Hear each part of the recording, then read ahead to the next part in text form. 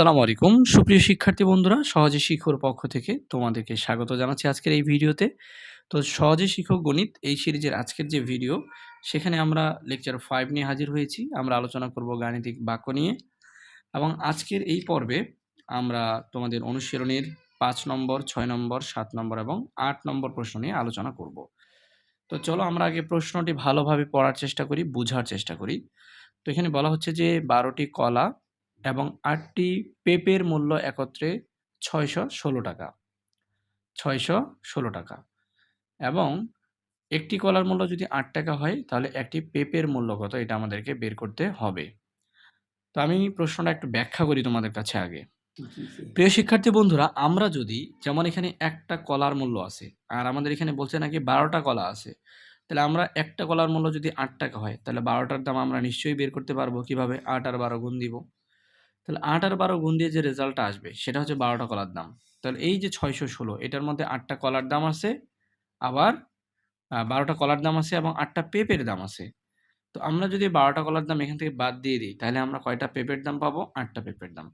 তো ৮টা পেঁপের দাম পাইলে ওখান থেকে আমরা একটা পেঁপের দাম বের করতে পারবো, ৮ দিয়ে ভাগ দিলেই হলো।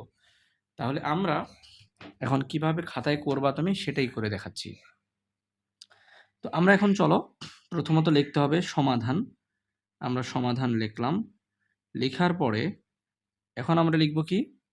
যে আমাদের যেহেতু একটি কলার মূল্য দেওয়া আছে, আমরা লিখব যে একটি কলার মূল্য,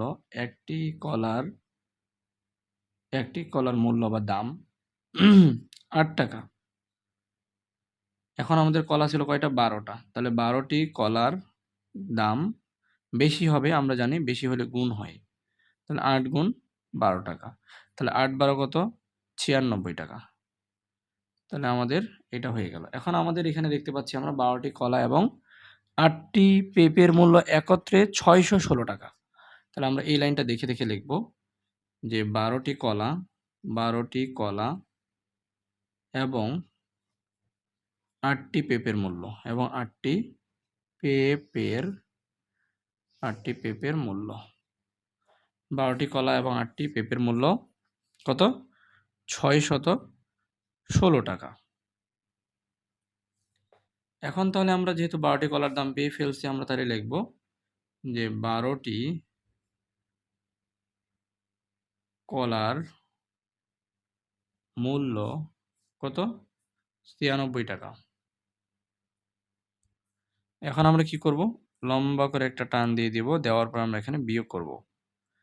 আচ্ছা, তাহলে এখন ৬১৬ থেকে যদি আমাদের ৯৬ চলে যায়, তাহলে ৬ থেকে ৬ গেলে ০, হাতে নাই, ১১ থেকে ৯ গেলে হচ্ছে ২, হাতে হচ্ছে ১, ৬ থেকে ১ গেলে ৫, ৳৫২০। এখন আসো, এখানে তাহলে কি থাকলো? ১২টি কলার দাম তো আমরা বিয়োগ করেই দিলাম। তাহলে এখানে শুধু থাকতেছে এখন ৮টা পেঁপের মূল্য। কারণ এই ৬০০র মধ্যে ৬১৬র মধ্যে ৮টা পেঁপের দাম ছিল, ১২টা কলার দাম ছিল। তাহলে এখন আমাদের যেহেতু ১২টা কলা বাদ গেল, তাহলে আমাদের ৮টি পেঁপের মূল্য, ৮টি পেঁপের মূল্য এত। এখন আমাদের ৮টি পেঁপের মূল্য আমরা বের করে ফেললাম। তাহলে এখন এখান থেকে কিন্তু আমাদের একটি পেঁপের মূল্য বের করাটা কোনো কঠিন কাজ না।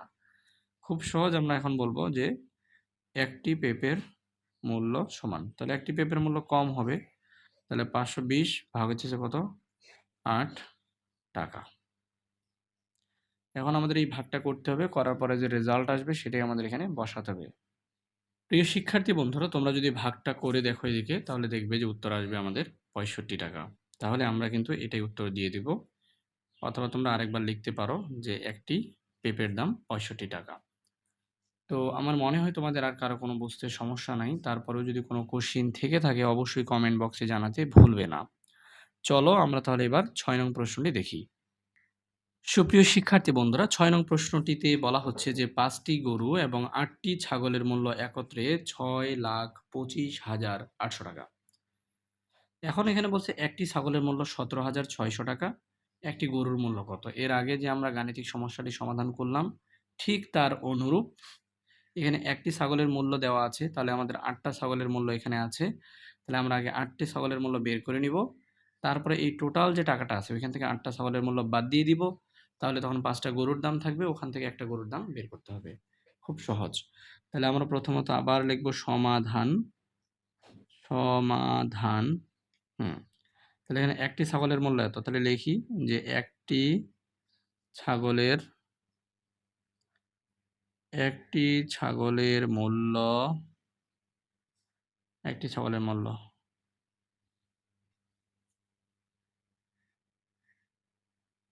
এত। তাহলে এখন ছাগল আছে কয়টা এখানে? ৮টি। তাহলে ৮টি ছাগলের মূল্য বেশি হবে। তাহলে ১৭ আর ৬০০ গুণ হইতেছে ৮। তাহলে এই গুণটা আমরা করতে পারবো কিনা বলো দেখি। তাহলে তোমরা একটু ঝটপট এই গুণটা করো আর আমি ওইদিকে গুণটা করি। তো তোমরা নিশ্চয়ই এই উত্তরটাই পেয়েছো। তো আমি হিসাব করে দেখলাম যে ৮টি ছাগলের মূল্য যদি আমরা ৮ দিয়ে এটাকে গুণ করি এটা আসতেছে। এখন আসো আমরা যেহেতু ৫টি গরু এবং ৮টি ছাগলের দাম একত্রে জানি, তো সেই জায়গাটা আগে লিখব। লিখার পরে আমরা নিচে এই ৮টা ছাগলের দাম লিখব। তাহলে এই লাইনটা দেখে দেখে এবার লিখব। তাহলে আমরা লিখি যে ৫টি গরু এবং ৮টি ছাগলের মূল্য। ৮টি ছাগলের মূল্য আচ্ছা একত্রে ৬,২,৫,৮,০০ টাকা। এখন আমাদের দেখো এই যে ৮টি ছাগলের মূল্য আমরা জানি। তাহলে আমরা এখন নিচে লিখব যে ৮টি ছাগলের মূল্য একত্রে কত? ১,৪০,৮০০। তাহলে আমরা এখানে লিখি ১,৪০,৮০০। তাহলে আমরা আবার আগের মতো একটা লম্বা টান দিয়ে ফেলবো এবং আমরা এটা বিয়োগ করব। তাইলে ৬,২৫,৮০০ থেকে আমাদের ১,৪০,৮০০ বিয়োগ করতে হবে। আচ্ছা তাহলে আমরা বিয়োগটা করি। ৬,২৫,৮০০ তাই না? আচ্ছা তাহলে এটা হবে ৪,৮৫,০০০। ০, ০ ৮ থেকে ৯ গেলে ০।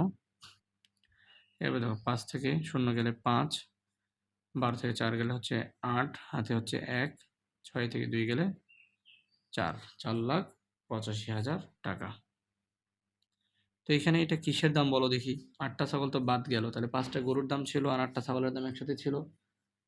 তাহলে আমরা এখন এখানে লিখব যে ৫টি গরুর দাম। ৫টি গরুর দাম।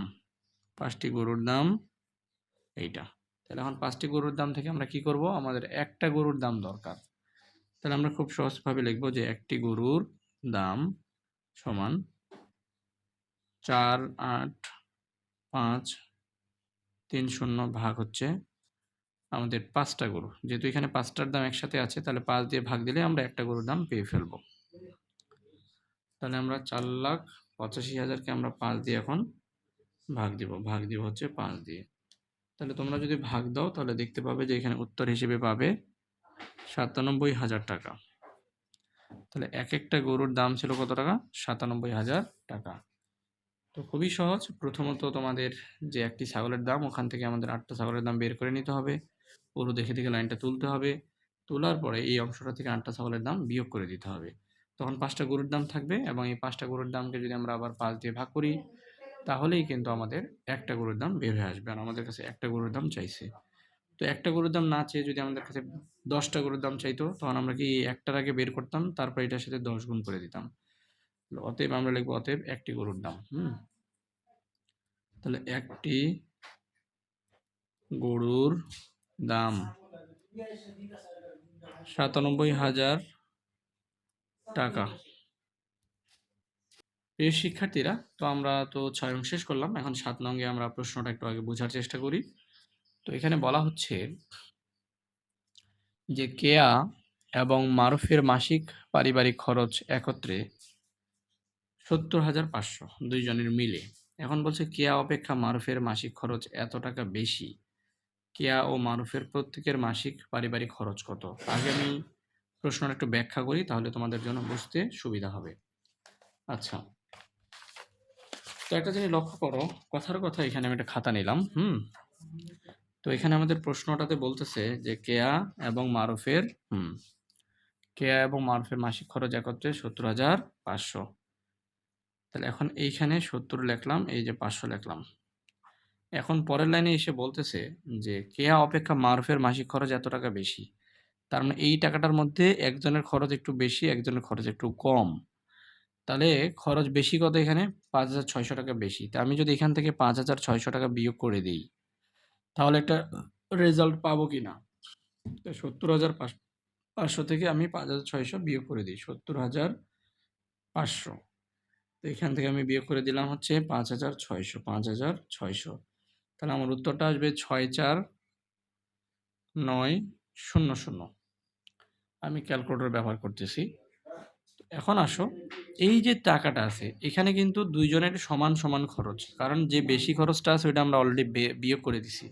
তাহলে এখানকার মধ্যে কেয়ার যা, মারুফেরও তা।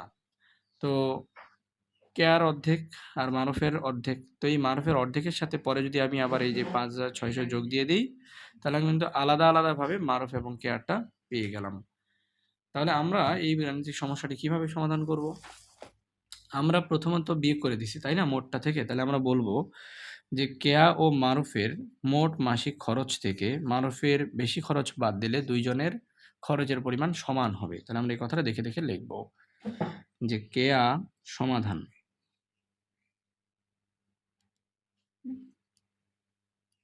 কেয়া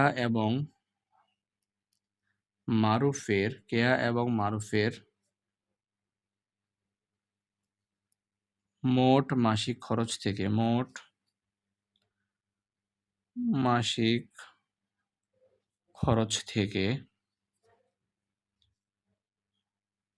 মারুফের বেশি টাকা বাদ দিলে ২ জনের টাকার পরিমাণ সমান হবে। না, আমরা এই কথাটা লিখে দিলাম আগে যে কেয়া এবং মারুফের মোট যে মাসিক খরচ, সেখান থেকে মারুফের যদি বেশি টাকা বাদ দেই তাহলে ২ জনের টাকার পরিমাণ সমান হবে। তাহলে এখন আমরা লিখব অতএব মোট টাকা কত ছিল? ৭০,৫০০ বিয়োগ দিতে বললাম কত? ৫,৬০০। এই যে ৫,৬০০। তাহলে এখন ভাগে থাকলো কত? মানে টাকাটা আসলো কত? ৬৪,৯০০। ৬৪,৯০০। তাহলে এইখানের যে টাকাটা আসলো, এখানে এখন ২ জনের সমান হবে বলছি আমরা। তাহলে এখন এটার অর্ধেক করলে আমরা কার পাবো? কেয়ার পাবো। তো বাকি অর্ধেক মারুফের, এবং ওই মারুফেরটার সাথে আবার এই যে এটা যেহেতু বেশি, এটা আবার যোগ দিতে হবে। তাহলে আমরা প্রথমে বলবো অতএব যে কেয়া ও মারুফের প্রত্যেকের মাসিক পারিবারিক খরচ। তাহলে আমরা বলবো যে কেয়ার মাসিক পারিবারিক খরচ। মাসিক পারিবারিক খরচ। মাসিক পারিবারিক খরচ ৬৪,৯০০। ভাগ দিতে হবে কত দিয়ে বলো তো? যেহেতু মানুষ ওরা ২ জন, তাহলে ২ দিয়ে ভাগ দিতে হবে। এত টাকা। এখন আমাদের এই প্রিয় শিক্ষার্থীরা, আমাদের ২ দিয়ে ভাগ করতে হবে। তো ভাগ করলে আমাদের ২ দিয়ে ৬৪কে ভাগ করলে হচ্ছে আমাদের ৩২ হয়। আর ৯ × ৪ = ৪৫ হয়। তাহলে ৩২,৪৫০। তোমরা প্রয়োজনে একটু ভাগটা করে নিবে। যেহেতু 5 এ আশা করছি তোমাদের ভাগে কোনো সমস্যা নেই। তাহলে কেয়ার মাসিক পারিবারিক খরচটা আমরা কিন্তু জানলাম। এখন যেটা করতে পারি আমরা, এই কেয়ার খরচের সাথে, অর্থাৎ এখানকার তো এই সেম টাকাটা তো কেয়ারও আছে, এই সেম টাকাটা মারুফেরও আছে। তাহলে এখন মারুফের পারিবারিক খরচ কত হবে? লিখব আমরা মারুফের মাসিক পারিবারিক খরচ। তো কেয়ার চেয়ে কত বেশি বলো তো? ৫,৬০০ টাকা বেশি। তাহলে আমরা কেয়ারটা লিখি আগে। ৩২,৪৫০ যোগ হচ্ছে ৫,৬০০। এখন আমরা কি করব তাহলে? এই যে যোগ দিয়ে দিব আবার ৫,৬০০। এই যে আমাদের ক্যালকুলেটর বলতেছে যে ৩৮,০৫০ হবে। এই যে ৩৮,০৫০ টাকা। তাহলে আমরা কিন্তু আলাদা, আলাদাভাবে ২ জনের মাসিক খরচটা বের করতে পারলাম। তো আমাদের দেখতে পাচ্ছি কেয়ার মাসিক পারিবারিক খরচ এটা, মারুফের এটা। তাহলে আমরা এখন শুধু উত্তর দিয়ে দিব। এখানে দিলেই হবে, অথবা আমরা একটু একটা লাইন বাড়িয়ে লিখি। তাহলে আমরা লিখি উত্তর। হ্যাঁ, কেয়া ও মারুফের মাসিক পারিবারিক খরচ যথাক্রমে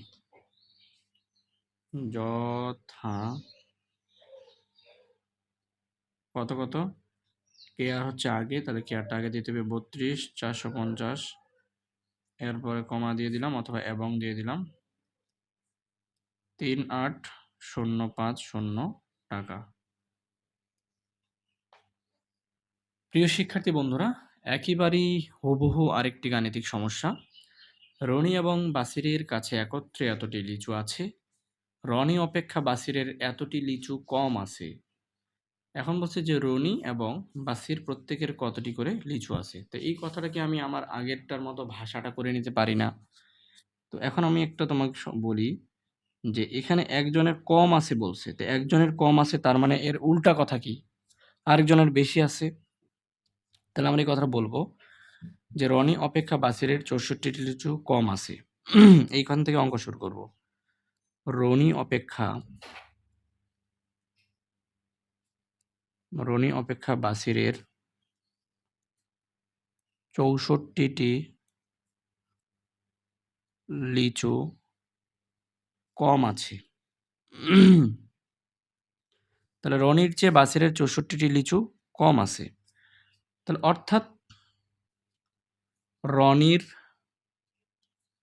64টি লিচু বেশি আছে,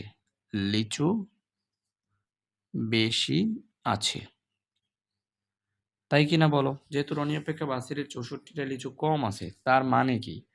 তার মানে হলো রনির 64টা লিচু বেশি আছে, বাসিরের যেহেতু কম। তাহলে এখন আমরা ওই আবার কথা বলবো যে রনি ও বাসিরের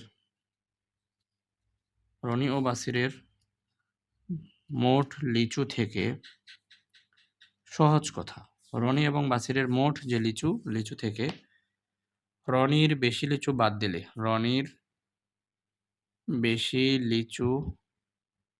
বাদ দিলে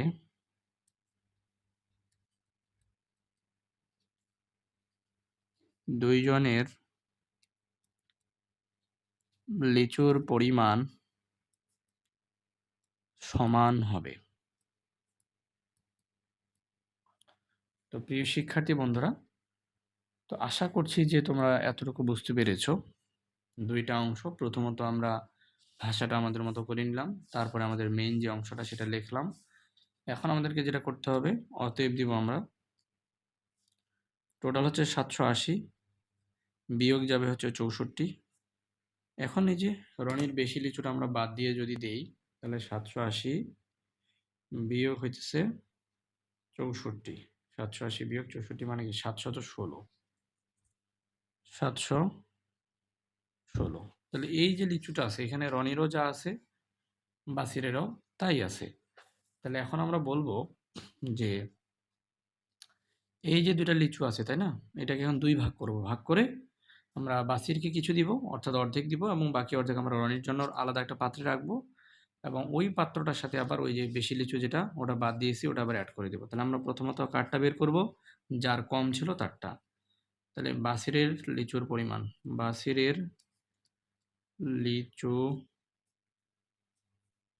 আছে 716 ভাগ হইতেছে 2, এই যে ব্র্যাকেটে টি। তাহলে 716 ভাগ হচ্ছে 2। আচ্ছা, ভাগ 2 দিলে আমরা 358 পাচ্ছি, 358টি। এরপর এখন দেখো, অতএব রনির লিচু আছে, কারণ আমরা একটু আগে দেখেছি যে বাসিরের চাইতে বেশি আছে। বাসিরের 358, বাসিরের চেয়ে কত বেশি আছে? 64টা বেশি আছে, তাহলে 64 যোগ দিতে হবে। তাহলে এখন দেখো, তাহলে 358 যোগ হচ্ছে কত? 64 যোগ হচ্ছে 64, 422টি, 22টি। এখন শুধু আমরা একটু উত্তর লিখে দেব, তাহলেই হলো যে রনি এবং বাসিরের লিচুর পরিমাণ। উত্তর লিখে দিই, উত্তর রনি ও বাসিরের লিচুর পরিমাণ যথাক্রমে, লিচুর পরিমাণ যথাক্রমে,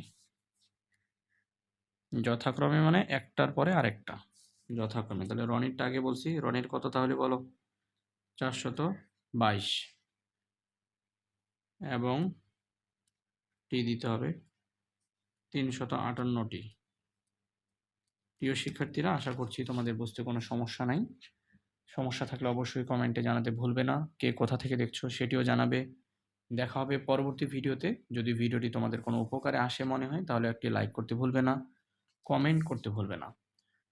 আর ভিডিওটি অবশ্যই বন্ধুদের মাঝে শেয়ার করবে, যেন আমরা সবাই একসাথে শিখতে পারি। দেখা হচ্ছে পরবর্তী ভিডিওতে। আল্লাহ ভালো রাখুক। আসসালামু আলাইকুম।